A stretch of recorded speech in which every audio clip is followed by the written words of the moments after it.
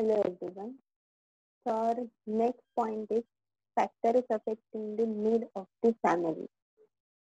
तर आपण consumer behaviour मध्ये फॅमिली हा फॅक्टर किती इम्पॅक्ट करतो तर ते बघितलं. तर फॅमिली लाईफ सायकल बघूया. तर त्याच्यामध्ये कॅटेगरीज केल्यात. पहिली आहे मॅरिटल स्टेटस, नंतर size of the family, market status, age of family members, employment status आणि इन्कम लेवल. फर्स्ट स्टेज जी आहे तर ती फॅमिली लाईफ जी आहे तर ती 5 स्टेजेस मध्ये डिवाइड केली आहे. सो फर्स्ट स्टेज आहे बॅचलरहुड. This stage consists of young single man or woman living separate from their parents and is independent. They have left home either to pursue high education or to seek employment. They spend most of their income on entertainment, rent, food, clothes, ownership of vehicles, personal care items, basic furniture, and kitchen equipment and appliances, etc. Since they have no financial obligations, they have sufficient disposable income. Therefore, marketers find them a profitable segment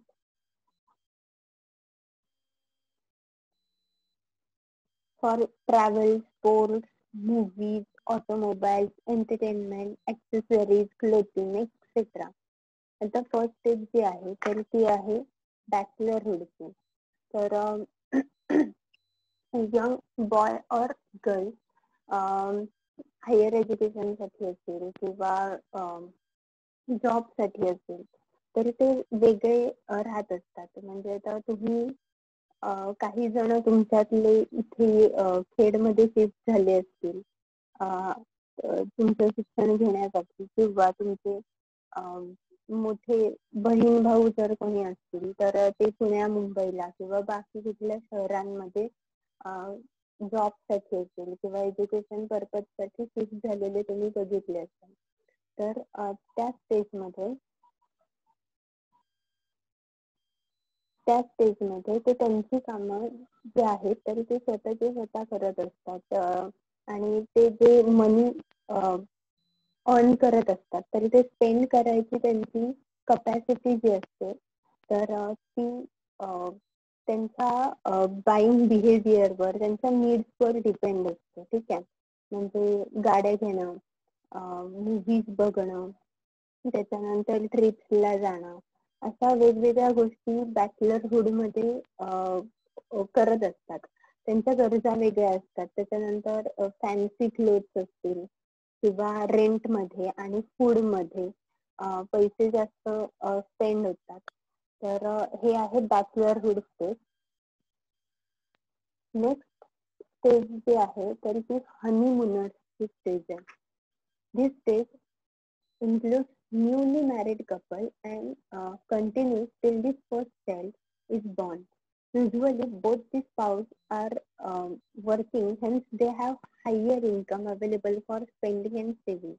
The newly married couple is ordered to set up their house, has to spend on kitchen appliances, household furnishing, electronic items, uh, utensils, uh, accessory items, etc. They also believe in spending to get a great extent on movie tickets, holidays, expensive clothes, restaurants, etc. आता ही stage कोणासाठी consider केली आहे? जर जे newly married couple आहेत, until the first child is born, तर त्यांचे जे एक्सपेन्सेस जे आहेत तर ते एक्सपेन्सिव्ह क्लोथ्स किंवा रेस्टॉरंट मध्ये जाणं असेल, हॉलिडेज आहेत किंवा वीकेंडला मूवी किंवा नाटक असेल किंवा अगदीच नाही तर शॉर्ट ट्रिप्स असतील. त्याच्यानंतर हाऊस होल्ड अप्लायन्सेस, मग त्याच्यामध्ये इलेक्ट्रॉनिक गॅजेट्स किंवा इलेक्ट्रॉनिक आयटम्स आले जाते की ते त्यांच्या घराचा सेटअप करत असतात. ठीक आहे. मग त्याच्यामध्ये वॉशिंग मशीन असेल, रेफ्रिजरेटर असेल, हीटर असेल, अशा बऱ्याच गोष्टी. तर त्यांचे बाईंग बिहेवियर जे आहे तर ते चेंज झालेलं असतं.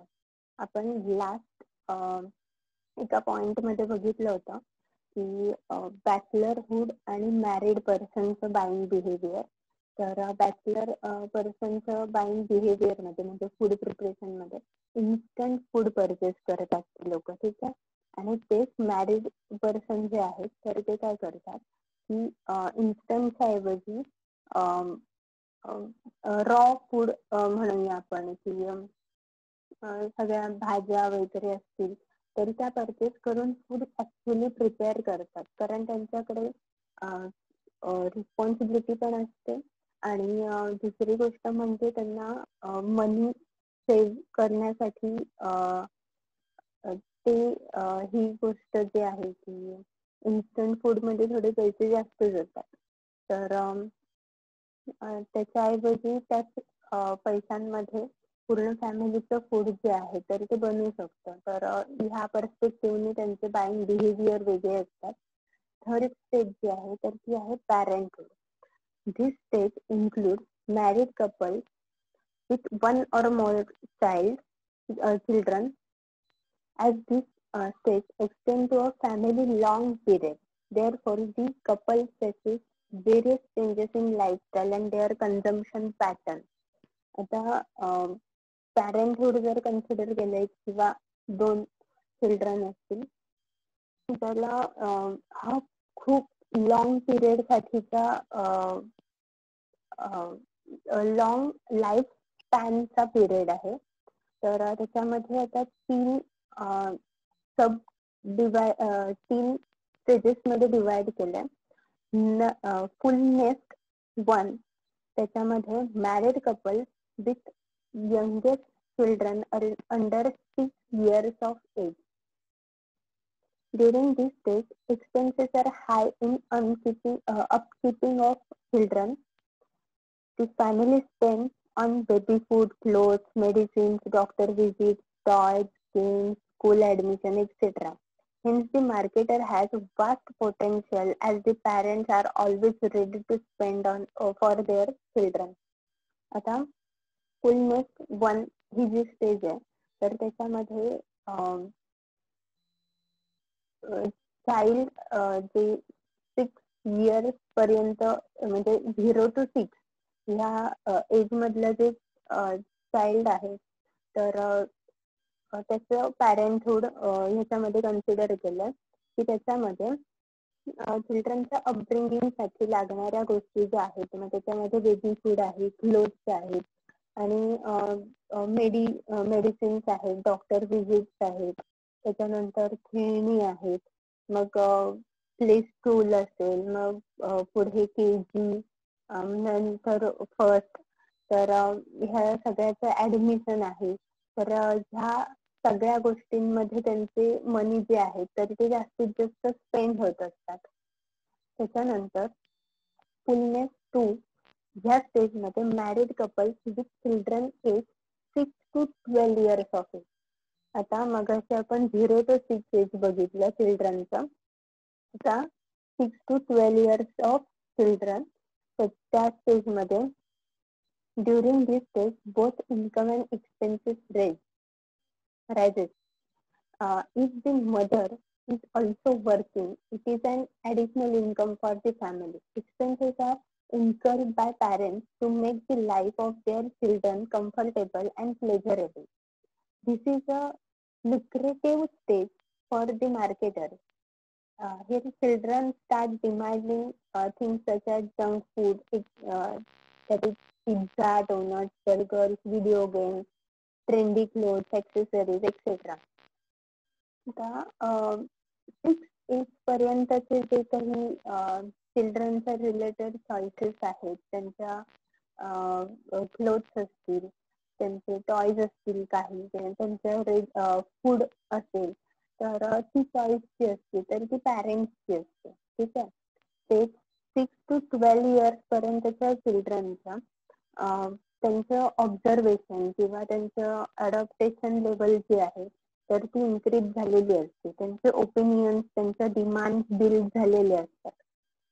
तर अशा वेळेला त्यांना जंक फूड आपण जे कन्सिडर करतो की पिझ्झा, बर्गर किंवा व्हिडिओ गेम, त्याच्यानंतर क्लोथ जे आहेत मग ते कार्टूनचे असतील किंवा अजून काय, त्याच्यानंतर शूज आहेत की ते कुठल्या कलर असेल, त्याचा टाईप असेल, तर ह्याच्यामध्ये पण ते खूप जास्त सिलेक्टिव्ह झालेले असतात आणि मग त्याच्यामुळे ते एक्सपेन्सेस जे आहेत तर ते खूप जास्त इन्क्रीज होतात. त्याच्यानंतर एज्युकेशनल रिलेटेड मनी जो आहे तर तो खूप स्पेंड होत असतो, कारण 6 ते 12 वर्ष बघितलं म्हणजे तो जे चिल्ड्रन आहेत तर ते फर्स्ट स्टँडर्ड पासून ते फिफ्थ स्टँडर्ड पर्यंत, सिक्स स्टँडर्ड पर्यंत आपण कन्सिडर करू शकतो. मग त्यांचे स्कूलच्या फीज असतील, मग त्यांचे स्कूलला जाण्याचे काही ट्रॅव्हलिंग एक्सपेन्सेस आहेत किंवा एज्युकेशन रिलेटेड काही गोष्टी आहेत, बुक्स आहेत, नोटबुक्स आहेत, तर हे एक्सपेन्सेस जे आहेत तर ते इन्क्रीज होत जातात. त्याच्यामध्ये एक त्यांनी मेन्शन केलंय की म्हणजे पॅरेंट्स मध्ये फादर अर्निंग असतात, मदर पण अर्निंग जर असेल तर ते ऍडिशनल इन्कम होतं फॅमिलीसाठी, कारण एक्सपेन्सेस जे आहेत तर ते इन्क्रीज होत असतात. तर त्याच्यामुळे तो एक हेल्पिंग हँड असतो.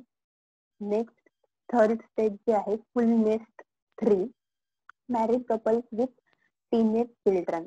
In this stage children are either staying with their parents or stay away, or one of them have started working.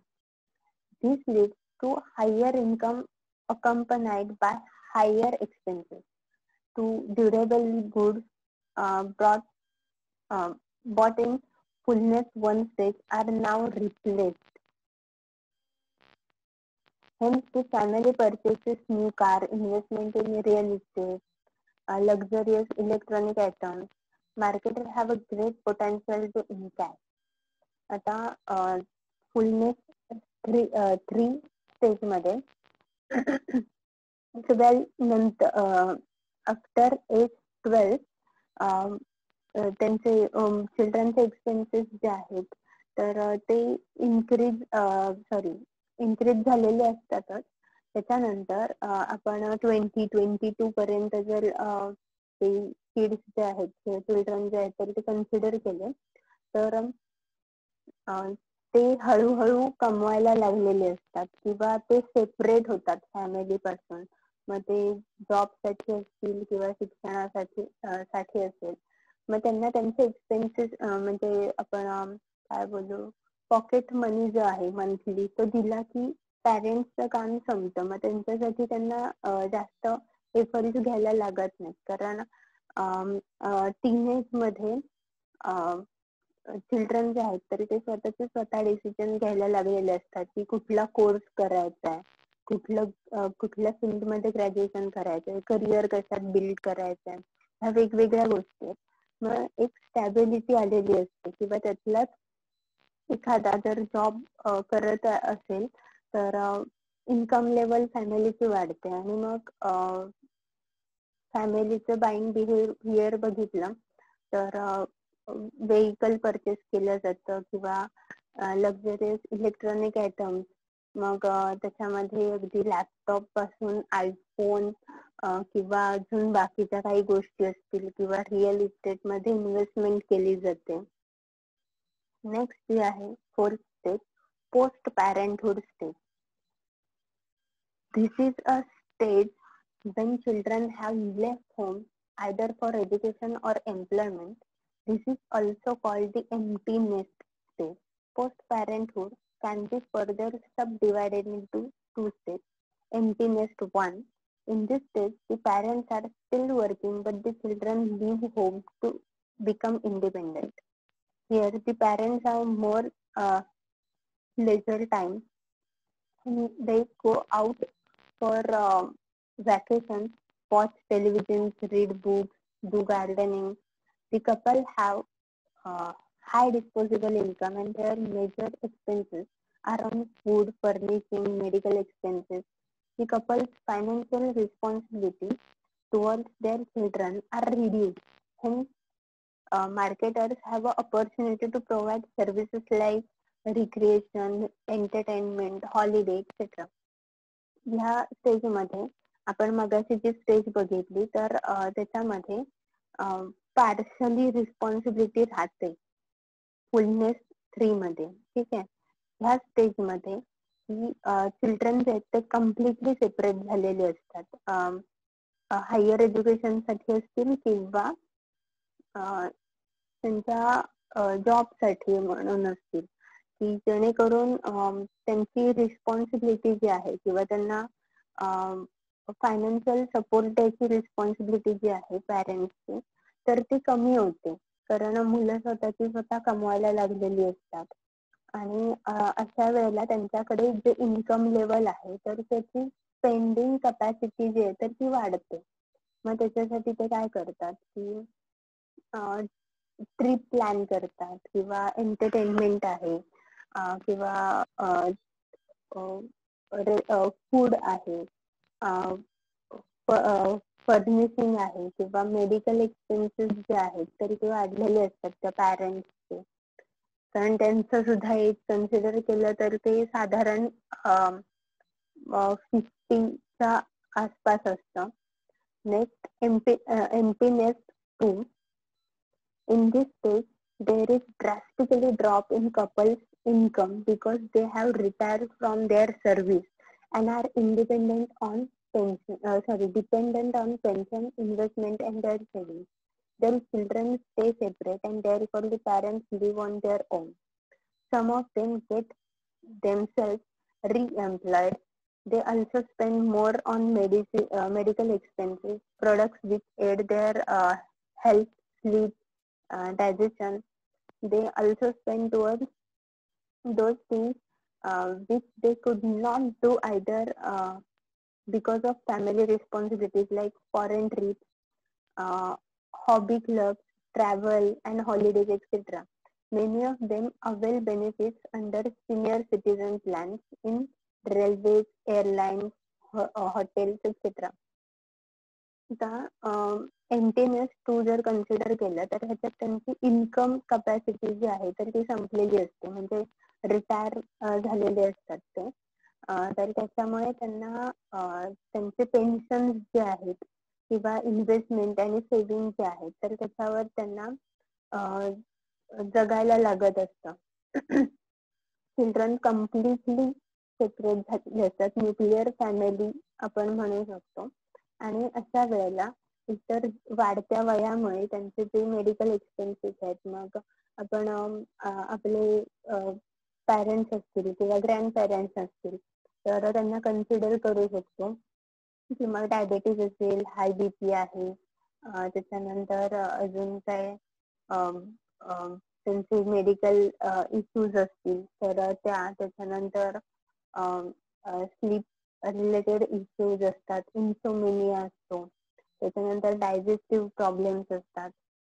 तर त्याच्यामुळे ते जे प्रोडक्ट्स आहेत किंवा त्या रिलेटेड फूड जे आहे, म्हणजे डाएट फूड असेल किंवा मेडिसिन्स असतील तर त्याच्यावर जास्तीत जास्त स्पेंड केलं जातं. त्याच्यानंतर त्यांचे जे सेव्हिंग्स आहेत तर त्यांची राहिलेली स्वप्न आपण म्हणू शकतो की फॅमिली रिस्पॉन्सिबिलिटीमुळे त्यांना ती कम्प्लीट करता आलेली नसतात. तर फॉरेन ट्रिप्स आहेत किंवा त्यांचे जे काही हॉबीज राहिलेले आहेत तर हॉबी क्लब, ट्रॅव्हलिंग आणि हॉलिडेज जे आहेत तर असे प्लॅन केले जातात.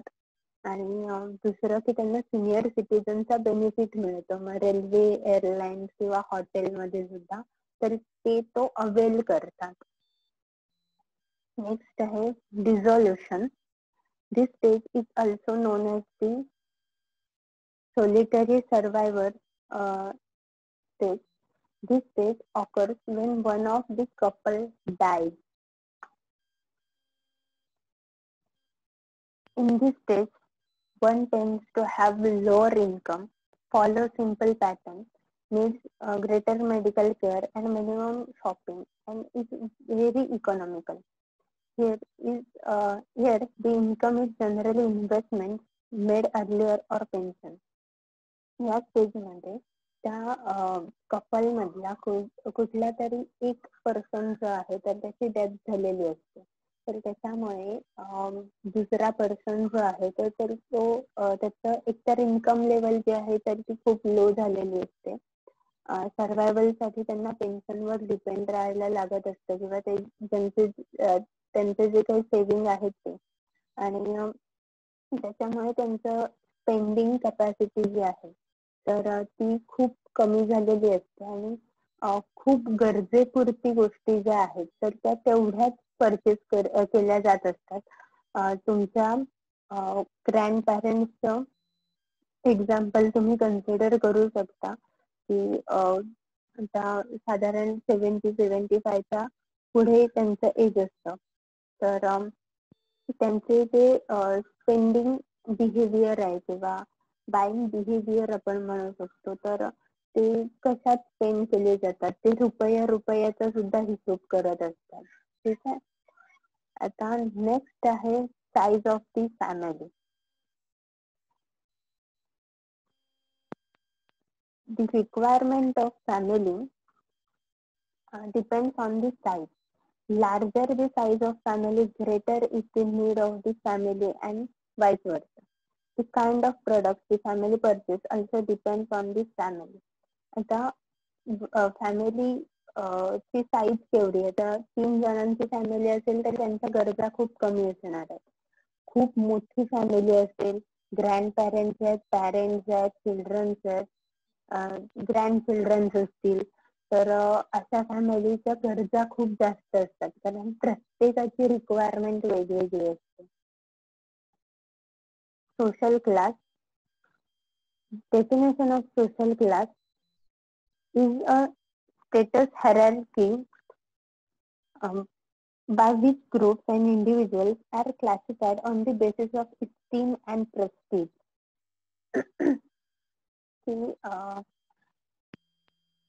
इस्टीम नीड्स किंवा प्रेस्टीज नुसार त्यांचे जे काही बायफर्गेशन केलं गेलं तर त्याला सोशल क्लास कन्सिडर करू शकतो आपण. आपल्या एन्शंट कल्चर मध्ये किंवा हिस्टरी मध्ये बघितलं, इंडियन हिस्टरी मध्ये, तर सोशल क्लास मध्ये आधी 4 टाईप्स होते. की पहिला आहे ब्राह्मण, क्षत्रिय, 3 टाईप्स होते, ब्राह्मण, क्षत्रिय, वैश्यवाणी, आणि चौथा होता तर तो क्षुद्र. 4 क्लास होते. ठीक आहे.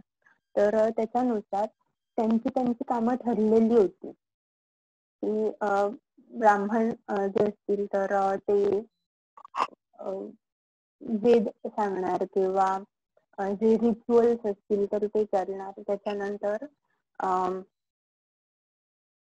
सेकंड क्लास जो होता क्षत्रिय, तर ते डिफेन्स मध्ये किंवा सिक्युरिटी सिस्टीम मध्ये असलेली लोक होती. थर्ड क्लास मध्ये जे होते की वैश्य आणि वाणी, की तुमचे ग्रोसरीज जे आहेत तर ते तुम्हाला प्रोव्हाइड करणारे. आणि लास्ट क्षुद्र हा जो कन्सिडर केला गेला होता, तर त्याच्यामध्ये साफसफाई असेल किंवा बाकीचे इतर किरकोळ कामं असतील तर हे करणारा क्लास होता.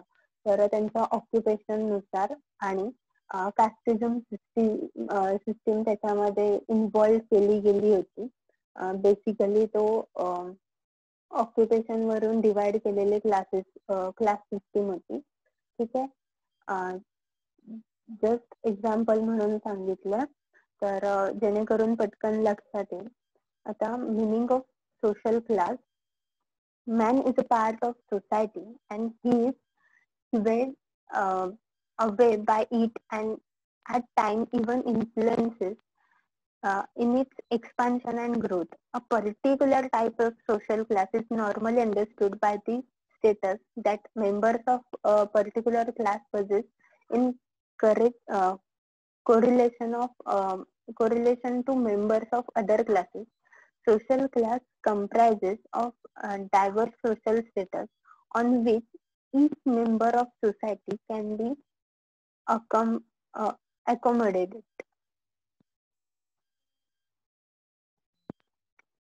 Marketers presume that individual in one class purchase distinct goods from different retail outlets and for various reasons that individual in other classes.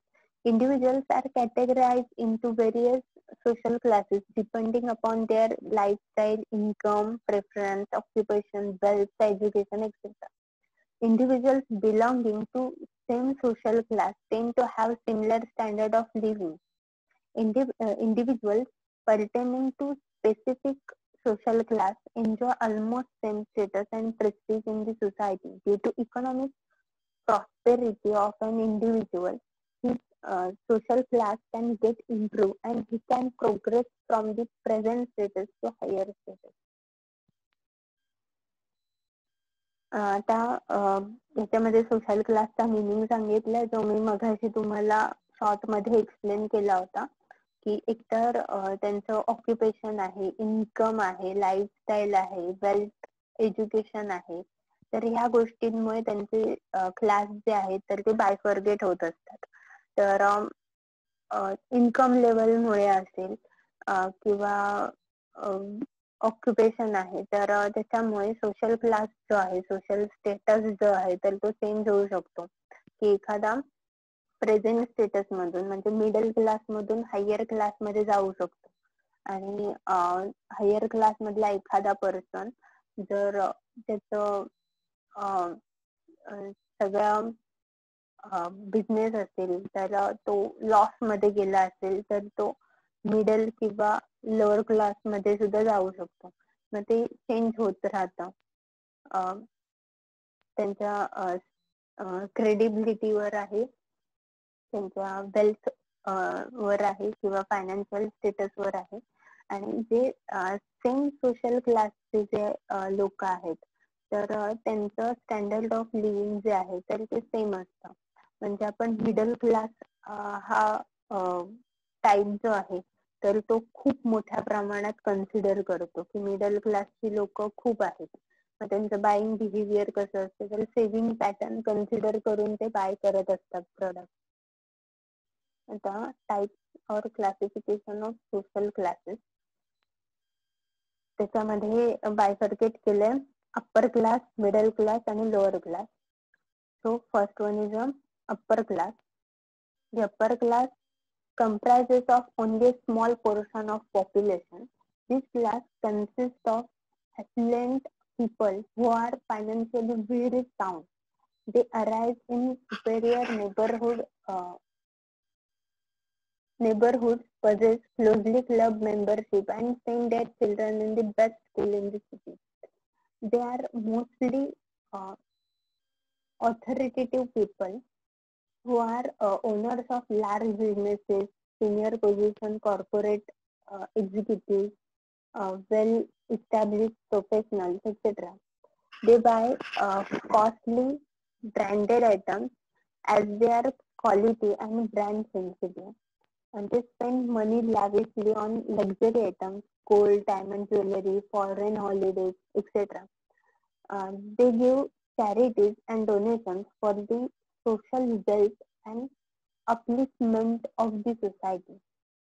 The upper class जर कन्सिडर केला तर तो पॉप्युलेशन मधला खूप स्मॉल पोर्शन आहे.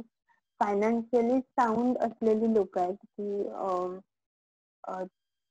म्हणजे अगदी कन्सिडर करायचं झालं तर समोर नावं जर घेतली तर अंबानी फॅमिली आहे किंवा अगदी फिल्म इंडस्ट्रीमध्ये बघितलं तर शाहरुख खान आहे, सलमान खान आहे. तर हे फायनान्शियली खूप साऊंड लोक आहेत की त्याच्यानंतर त्यांचे एक्सपेन्सेस आहेत किंवा त्यांचे चिल्ड्रन बघितले तर ते एकतर फॉरेन ला जाऊन शिकत असतात किंवा सिटी किंवा इंडियामधल्या बेस्ट स्कूल आणि कॉलेजेस मध्ये शिकत असतात. त्याच्यानंतर ही लोक जी आहेत तर ते तर बिझनेसेस मधली किंवा कॉर्पोरेट मध्ये सिनियर पोझिशनवर असलेली लोक आहेत किंवा वेल इस्टॅब्लिश प्रोफेशनल्स आहेत. मग त्याच्यामध्ये लॉयर झाले, डॉक्टर झाले किंवा फिल्म इंडस्ट्रीतले लोक आले. हे ब्रँड सेन्सिटिव्ह असतात. आपण ब्रँड बद्दल डिस्कस केलंय प्रिव्हियस टॉपिक मध्ये की स्पेसिफिक ब्रँड किंवा हाय कॉस्ट प्रॉडक्ट्स जे असतात तर ते परचेस करतात. त्याच्यानंतर मनी स्पेंड कशावर होतो तर लॅविश आणि लक्झरी आयटम्स असतात. Mobile phone, car, gold, diamond jewellery, foreign holidays etcetera. Middle class जर कन्सिडर केला, a large chunk of population belong to middle class. This class is growing enormously. This class comprises of owner of medium-sized business, salaried people at a middle-level executive position, professionals like lawyers, chartered accountants, doctors, etc. They possess income from professional fees, profits, salaries, etc. They desire better things in life. They wish to be successful and buy products which reflects their social status. They have restricted income and they try to copy of lifestyle of upper class, buying products that are same to the products bought by the upper classes. The middle class हा जर बघितला तरी population मधला सगळ्यात मोठा part आहे. तर त्याच्यात सॅलरीड पीपल आहेत, म्हणजे जे जॉब करणारी लोक जी आहेत किंवा मीडियम स्केल बिझनेस पर्सनल आहेत किंवा मिडल लेवल एक्झिक्युटिव्ह आहेत, कॉर्पोरेट सेक्शन मधले प्रोफेशनल्स आहेत, लॉयर्स किंवा CA, डॉक्टर्स. तर त्यांचं इन्कम लेवल एकतर सॅलरी, प्रॉफिट किंवा फी ह्याच्यातून मिळत असतं. त्यांना बेटर स्टँडर्ड ऑफ लिव्हिंगचं डिझायर असतं आणि म्हणून ते अप्पर क्लासच्या लोकांना कॉपी करत असतात. पण ऑफकोर्स त्यांचं बजेट जे आहे तर ते कन्सिडर करून. त्याच्यानंतर लोअर क्लास जर कन्सिडर केला तर हा पण पॉप्युलेशन मधला ह्यूज एरिया आहे. दिस class comprises of factory labor, skilled and semi-skilled workers, clerks, lower level supervisors, etc. Lower class consists of people who are normally less educated or uneducated. They buy products in small quantities and only those products which are required to fulfill basic necessities to survive. They afford products which have low price and they generally purchase loose and unbranded products. तर lower क्लासचा पण huge area आहे population मधला. तर त्यांचं buying behaviour जर बघितलं तर त्यांच्या बेसिक नीड्स ज्या आहेत तर त्या फुलफिल करण्यासाठी त्यांचं बाईंग बिहेवियर असतं. आणि ह्याच्यामध्ये कोण कन्सिडर केलंय तर लेबर, वर्कर किंवा clerk, lower level supervisors etcetera. की त्यांचं इन्कम लेवल खूप कमी आहे किंवा ते डेली बेसिसवर काम करतात. तर मग अशी लोक जी आहेत तर ते त्यांचं फूड साठी पण त्यांना म्हणजे दिवसभर कष्ट करतात, संध्याकाळी त्यांच्या हातात जे पैसे मिळतात तर त्याच्यातून ते रात्रीच्या खाण्यासाठी त्यांच्या जेवणासाठी जे काही म्हणजे काय तांदूळ, गहू, डाळ, तूप, भाजी काय असेल तर ते त्याच्यावर स्पेंड करत असतात. मग ह्याच्यात ब्रँड वगैरे कुठेही नाही. जे सगळ्यात स्वस्त आहे तर ते प्रोडक्ट ते परचेस करतात, कारण त्यांना त्यांच्या बेसिक नीड्स ज्या आहेत तर त्या फुलफिल करणं जास्त इम्पॉर्टंट असतं. ठीक आहे. पुढच्या लेक्चरला आपण सोशल स्ट्रॅटिफिकेशन बद्दल बघूया.